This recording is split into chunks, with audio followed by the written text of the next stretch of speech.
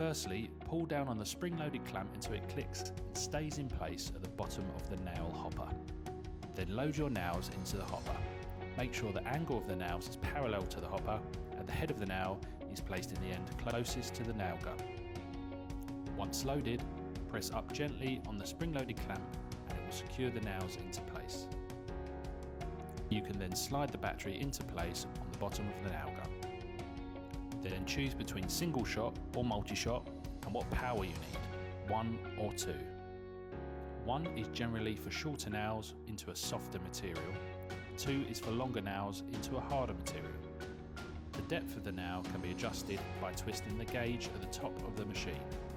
When you're ready to use the nail gun, push down on the surface you want to nail into and pull the trigger. If the nail doesn't sit flush, adjust the height gauge and try again.